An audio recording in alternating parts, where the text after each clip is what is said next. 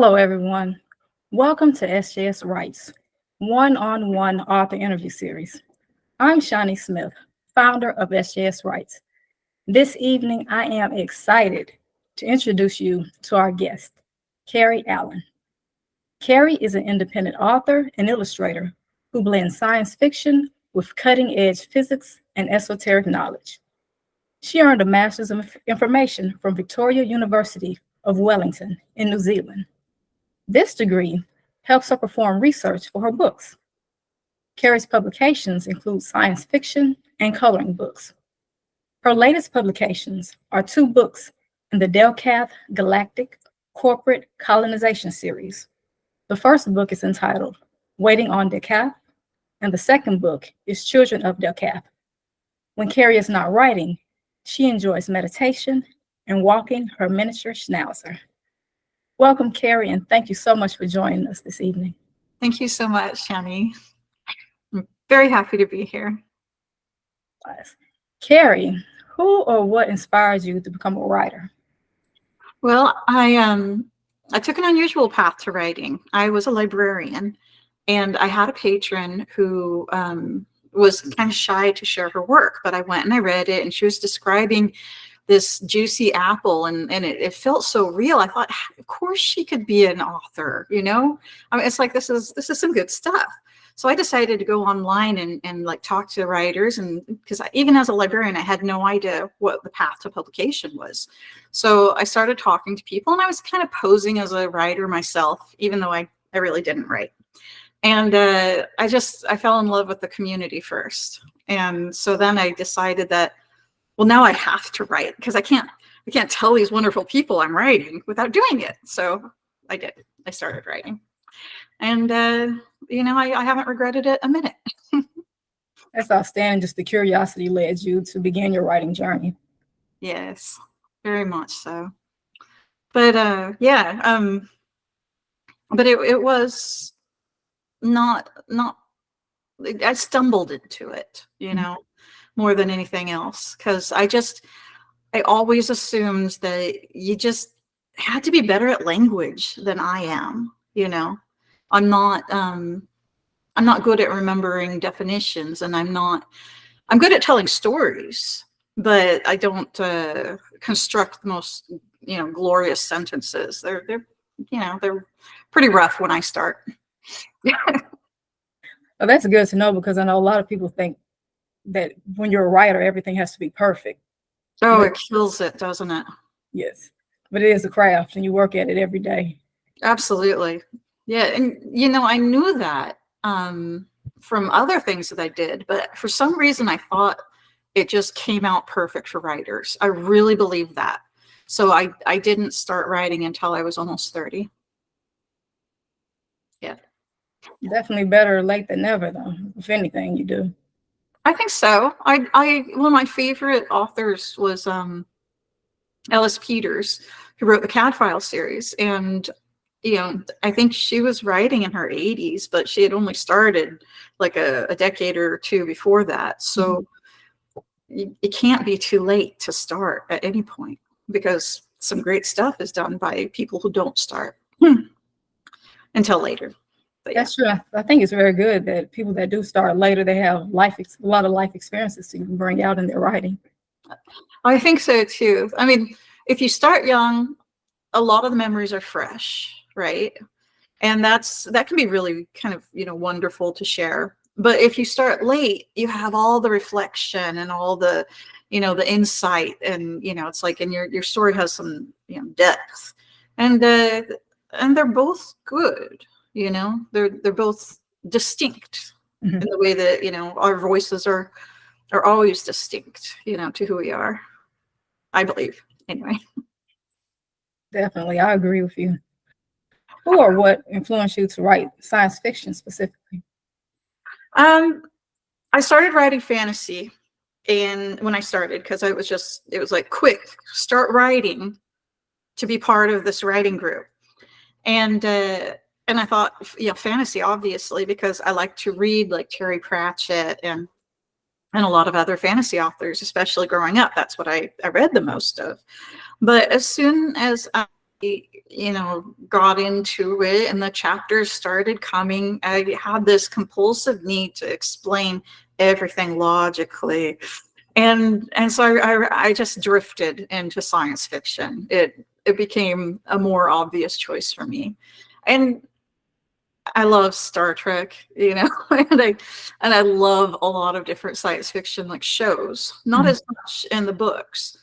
But as soon as I made that transition to science fiction, I started reading some of the classics, and I'm glad I did. There's a lot of good stuff.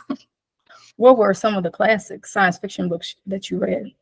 A Canticle for Leibowitz was one of my favorites. This monk in the future has a blueprint for, like, I think it's a radio, and he's illuminating it like a monk because they didn't have the technology anymore. So they're just, like doing the circuitry and stuff and making it beautiful. And I loved that. And Alas Babylon was another one where they're writing about nuclear war and the immediate aftermath, but the view is from like 1950s, late 40s, 50s. Mhm. And then there's the Foundation series by Isaac Asimov, which is just, I loved it. I know it's like so dry and it lacks all the interactions of the people that you get in a lot of modern science fiction and fantasy, but the way he projected out the logical consequence of certain events was genius. And it's definitely a favorite now. So Very nice. yeah. Carrie, you've also published coloring books. When did you first become interested in art, specifically illustration? Okay, that one was at the beginning. That one I don't remember a time when I wasn't drawing because I grew up in Oregon. That's where I'm from, and it's very rainy. And where I grew up, we only had like PBS, Bob Ross and stuff like that, and that was the only channel we could get. And there was like one radio station. It's just like really isolated, raining constantly, and there's always a lot of paper and pencils, so you can just you can keep drawing. And that was I mean, some of my earliest memories were trying to make little books with pictures in them, and I loved it. Oh, And my nice. father is an artist too, so I didn't know him, but I just thought, well, if he's good at it, maybe it'll work for me. And yeah, that one was very early, but yeah. Did you start off drawing people or maybe landscapes? The first thing I remember drawing was like little triangles and then curly like circles on top, and it was a book called 101 Dresses, and I must have been like 5 or 6 years old. And they were just little triangles, but they were all different because I put stripes and I put polka dots. I really drew a lot from a very young age. So that's so cool. Sounds like you were aspiring like fashion designer with drawing the little Oh, dresses. I wanted to sing. I wanted to, everything I saw. And I mean, the world seems so open when you're little. Yeah. The tragedy is that you think the doors are closing, even when they're not quite, but you feel like they are Mhm. as you get older. Yeah, I think with society make you feel like you have to choose that one thing and stick to it. Yeah, and that's really, I mean, it's confining, isn't it? Hmm. I mean, writing is one of those things that's like a lot of people aren't going to make money doing it, but that doesn't mean that they shouldn't. It doesn't mean that there's not a path forward. It's just, it's like, it's not, maybe you can't decide today, tomorrow, I become a writer, and then that's your career. It's something that you have to, work at.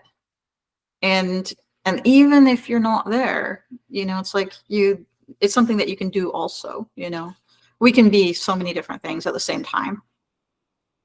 That's so true. But And with your publishing of coloring books, what do you think are the benefits of adults coloring?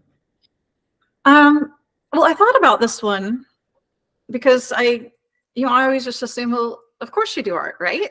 Mhm. Do you do any art, Shani, or drawing, or? My mother is fantastic at it. I just dibble dabble when I'm around her. Yeah, I yeah. said, like in another life, I will get into it and become great.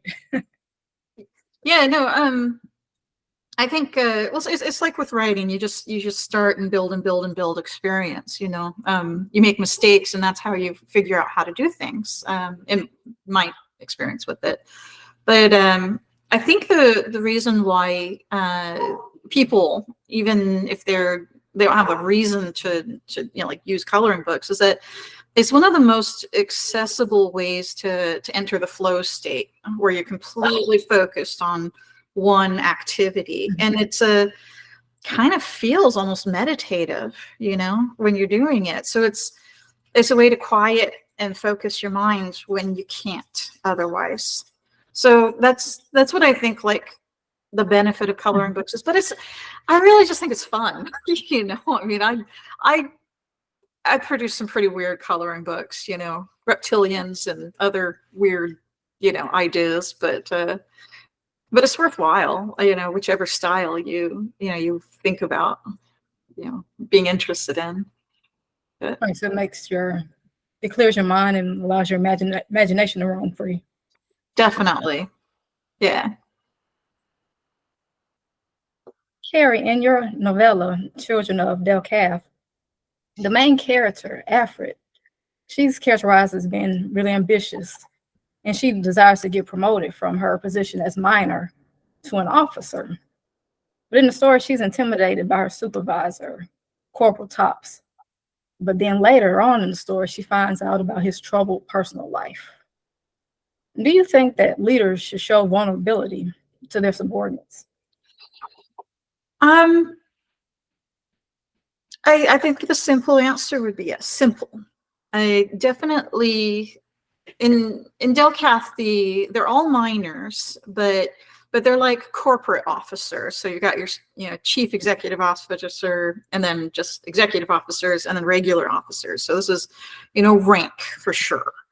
But I would say that being vulnerable can kind of like foster trust with people, and that comes with some very serious caveats, though, because your subordinates are kind of a captive audience, and you don't want to be using them as free therapy, you know.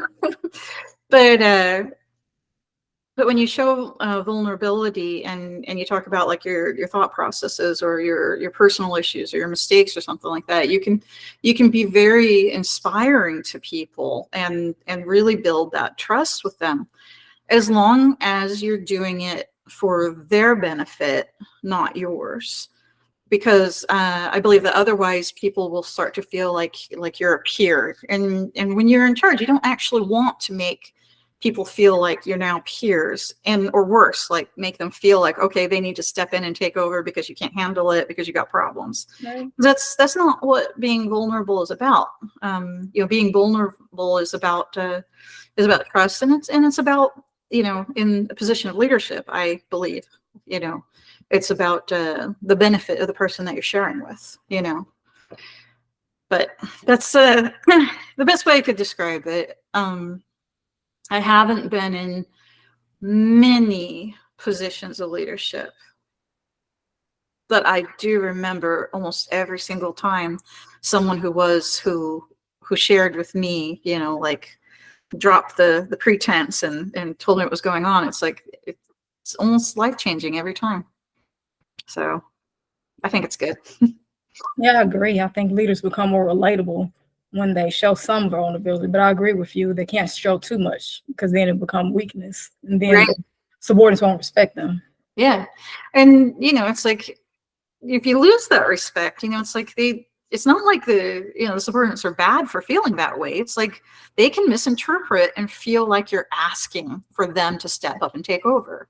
You know what I mean? So it's, you don't want to convey that. So you have to know, when you're talking to somebody, how they're likely to take it, So, but I agree that respect matters. Definitely. And also in the book Children of the Calf, there's an AI, Oh yeah. like, that's named Alexandria, and she Uh-huh. provides solicited and unsolicited advice, and also a little wisdom to Alfred. Yeah. And then I really love this quote in the first chapter when she tells Alfred, redundancies are the deciding factor in many critical events. Without them, society is too complex to survive. Mm-hmm. Can you name a time in history when redundancies failed and society suffered the consequences? Um, on the micro scale, um, I actually have an example of when, redundancy saved the day. Is that a word for you? Yeah, I Okay. think you can twist the question. I was just thinking my favorite example that's, in my mind right now is Apollo 13, when they said, like, Houston, we have a problem. It was a situation where, they're going to the moon, and it's like systems start failing and they have to do a manual course correction. And then you had to use the backup navigation and power systems. And they had to take their lunar module, Aquarius, and they needed to use it as a lifeboat because the service module was damaged. But as far as like actual scenarios where we've suffered the consequence for not having a redundancy in place, most major accidents are, I would say, an example like Chernobyl. It's like, how many backup systems were there? Now I can't go and prove and say it's like it was missing, but that's definitely a good example. And I'm sure in the fall of Rome there is a few too. But the main reason why that one particular quote came about was that it was very much inspired by like preppers, people who are preparing for the end, the apocalypse and whatnot. And there was one guy who I was watching who kept repeating redundancies over and over again. He just redundancies. And it was like, and it makes sense, that if you lose like digital, information, you need to be able to you need information that's not digital. If you lose electrical power, you need power that's not electrical. It's like whenever you're like exploring or, doing something dramatically different or dramatically critical, you need a plan A, a plan B, a plan C, a plan D, and so on and so forth. So yeah, I took that on board, because also when Isaac Asimov was writing the Foundation series, he's got a whole group of people who are planning for the collapse of a galactic civilization. And they are like trying to decide which technologies to provide all the background for to give after the end of a collapse. And I found that like that big picture thinking process to be fascinating, because it's a lot of planning and it's a lot of speculation. And what it shows us is that our technology is very it's very precious. It's very fragile. It's just it can be a house of cards. If you read through history, and you can see times where we faltered. But I wish I had more good examples. No, I think those examples you gave were excellent. It just makes me think about our time now, because we depend so much on technology, what we're using now, because Yeah. there was a time where you have to meet face to face. Yeah, I mean, have you ever thought about like what we would do if we had an EMP attack? Like just imagine like power grids out. Just what happens next? It's like, I don't have that answer. I can just imagine pandemonium. No, I think so. I do. And I mean, it's like, what would I do first? Where would I go first? And the preppers try to answer those questions, and it's really fun, watching how they like work through it. But every single individual doesn't have the time to have a plan. Right. It's really, I mean, it's resource dependent. It's, information dependent. It's, a zombie attacks and I'm out, I'm not surviving that. So. Well, like hopefully with this conversation, if anybody's listening to it, it'll give them indication to prepare for the worst if possible. Yeah. And there's been times in history that like in 532, the sun was blocked out by some volcanic activity for like 2 years. Yeah. And we're not ready for that. We don't have a clue what we would do, but it's a very possible, scenario. The pandemic gave us kind of a hint of what it might be like, but it could be so much worse. And it's like, most generations have never had to deal with a major catastrophe, but some have, Yeah. it's like, and we take the chance because we have to. For most of us. But I admire the people who are really able to work on projects like the seed bank and, like storing information and such. But yeah. Definitely. Carrie, you've provided a dynamic guide for writers entitled The Handbook of the Writer's Secret Society. Mm. And in the foreword, you tell writers that technology is a tool to enhance writing, but definitely not to replace the writer's creativity. What advice would you give writers who believe that artificial intelligence will replace writers in the future? I personally don't see AI being able to replace writers' creativity. I believe that when I read stuff that's written by AI, it mimics us. But what it can't do is truly create. It's not original. It's giving you what it already exists and just recombining it, and it can produce that. But it doesn't have, AI does not have the spark of life. It doesn't have art. And so writing as a craft, it can really help you with, but as an art, I don't think it can. It lacks that ability. But where I think AI is really useful, and where I do believe that writers should embrace it, is that you can put your manuscript in, and you can say, okay, how much is exposition? How much is dialogue? And then it can give you an exact amount, like, oh, it's 20%, it's 30%. And so you can analyze your work in a way that we didn't have the time to in the past. And so I think that's very helpful. But I don't think there's anything superior about AI's imitation of human writing. The human story is human, and AI is not. So it is just a tool. But that's my personal opinion. And I do love AI very much. But I also like the printing press and the typewriter and all that stuff. It was great. We're perfect. Way back in the day, that was good. It still is, but.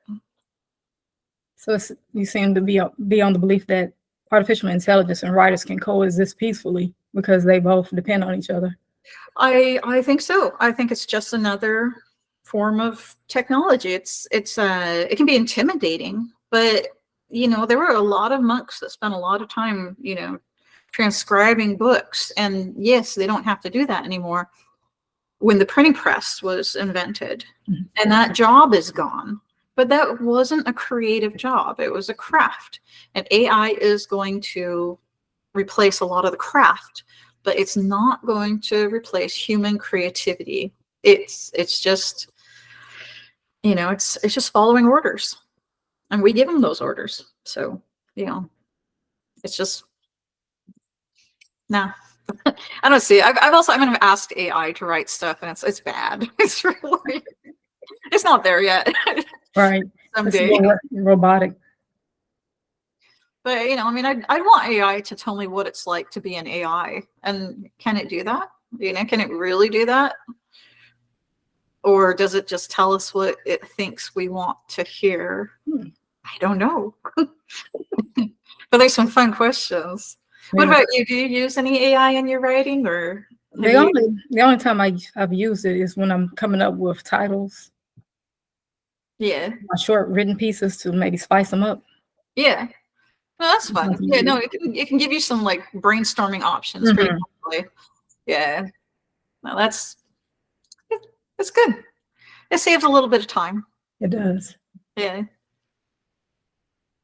I encourage you to create your guide for writers. Oh yeah, the handbook of the Writer's Secret Society. Okay. In the beginning of my writing, back when I was about 30-ish, I felt really behind because a lot of people have been writing, creatively for a lot longer than me. And I, it's like I was around books as a librarian, but behind as a writer, I had just not done it. So I started like getting all the advice I could find and everything, and creating sort of a personal cheat sheet. And when I was talking to other writers, I found that a lot of them had collected information written by other writers, just general wisdom and insight and just details about the writing life. And so then I had this idea that, oh, wouldn't it be so much easier if we just had a writer secret society where everybody could just share and promote each other and work it out, and like the really committed creative types together, and so I ended up working with a group of people. I think it was about 8 people or so, and everybody took a section, and we created the first edition of the Handbook of the Writer Secret Society, and it's been downloaded, I think, about, I don't know, 2,000 times. So it got a little bit of, and it's free, and it's never been like put online until recently, but it's not meant to be purchased. It's for free, and it's always for free because it's a gift to new writers who we used to be. So I look for people to make contributions as I get to know writers. I include things, and then release another edition. And I mean, it's been a lot of fun, is what it is. But it's just a giant cheat sheet.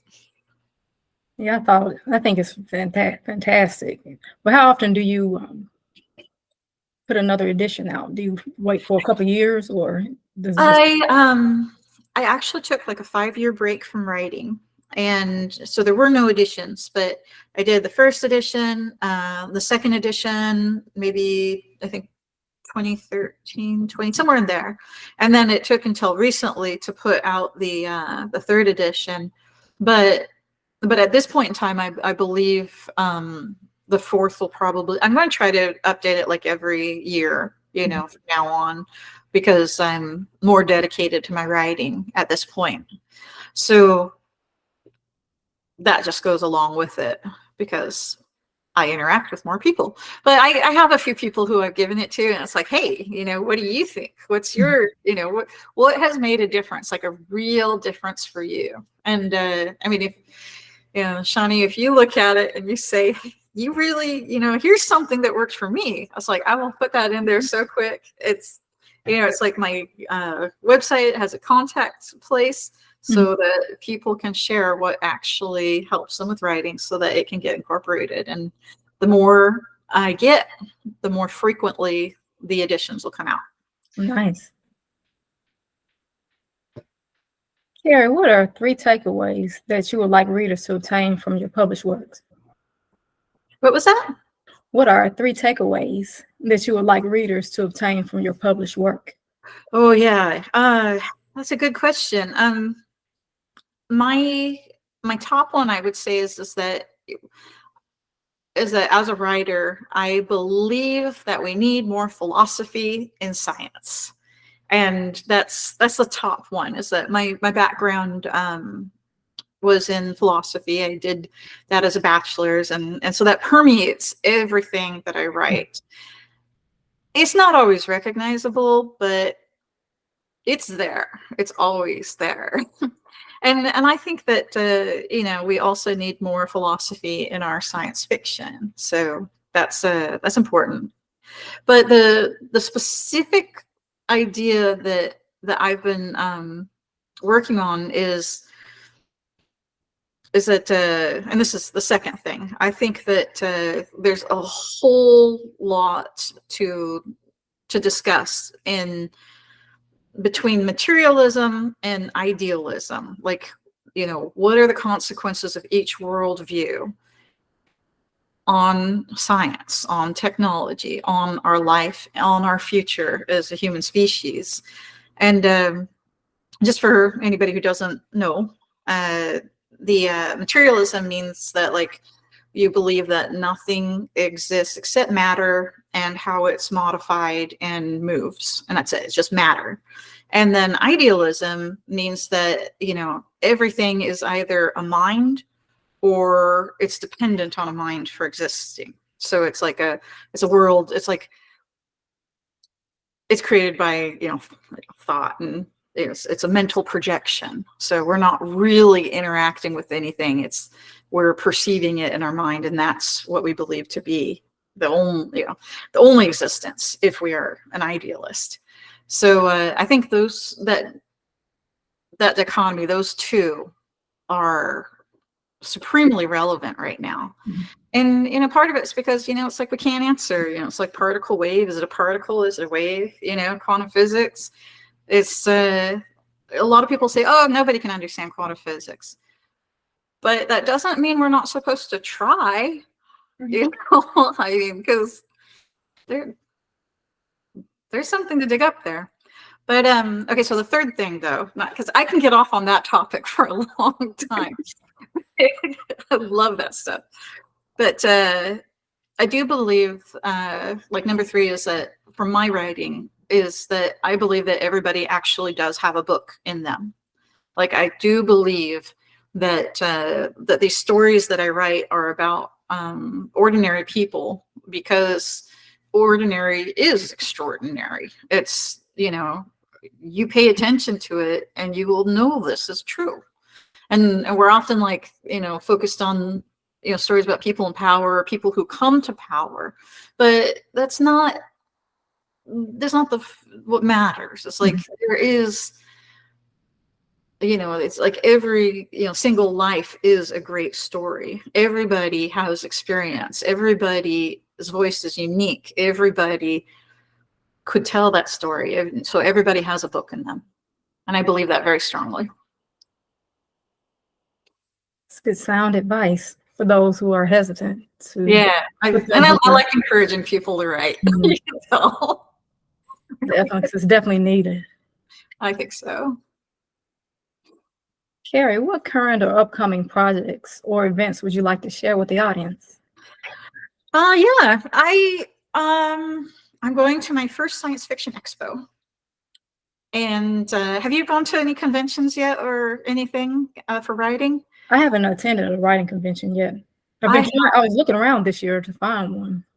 Yeah, I did a Google search and I didn't really find anything. And then I was driving down the road, and right next to my house at the fairgrounds is a sci-fi convention. Oh, wow. So I decided I gotta go, know.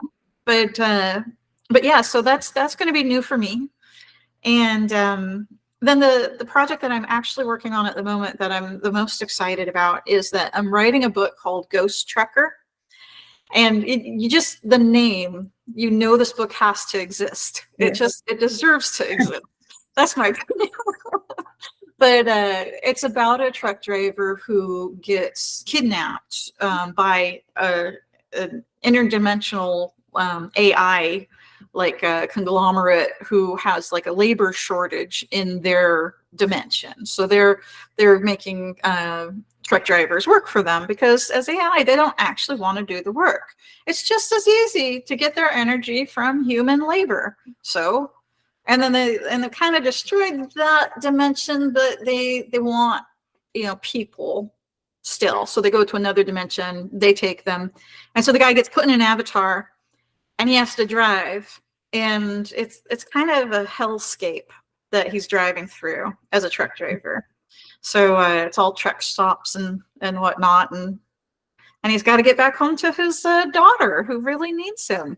So I'm having fun. I'm already intrigued. I can't wait to read it.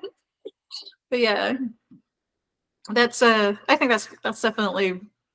I have a few books started, but that's the one that that I put the most work into at the moment, and I'm hoping to finish next. So, and a Mandela coloring book, like Mandela effect, coloring book. That one I'm working on too. So that's the art. Ghost Records, the writing. What about you? Have you got current projects that are taking all your time at the moment, or do you do a whole bunch at once?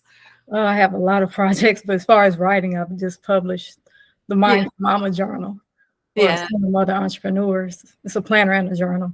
Yeah, I'm looking into that as soon as we're done here, because that sounds pretty interesting. Oh, thank you. It gives a little bit of my backstory and really encourages women who feel stuck in their 9-to-5 jobs. Oh yeah, no, definitely. To go after entrepreneurship. And that's very similar to what motivated me with the handbook of the Writer's Secret Society, is because I think that the encouragement is like, we need to say, yes, you can do it. Mm-hmm. Yes, you can do it. And no. And especially on the business side, because it's most CEOs are still men, as it is. So it's true, even though we do have some examples, but I don't think they're shown as much as they should be to encourage. Yeah, I mean, women. And partially, I think it's because they're not a large percentage. It's still a small percentage, especially in CEOs. Like, I don't remember if it's like 80 or 70 something, but it's huge that are men. So then the women that are CEOs are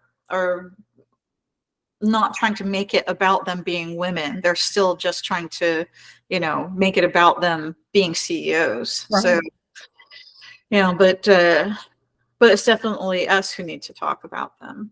Yeah, because they see us every day. They don't necessarily see the women who are CEOs of the company. Yeah. Carrie, how can our audience connect with you and purchase your books? Well, the easiest way to find me is at peevishpenman.com. That's my website.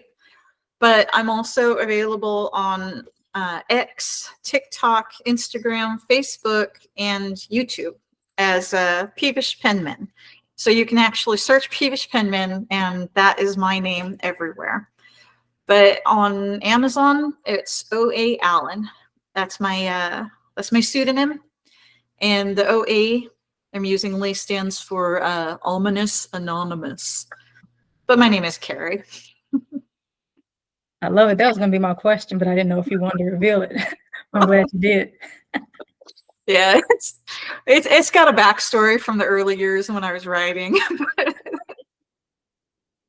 But yeah. That's fantastic. Yeah. Carrie, I've definitely enjoyed our conversation, and I thank you so much for taking your time out to have this conversation.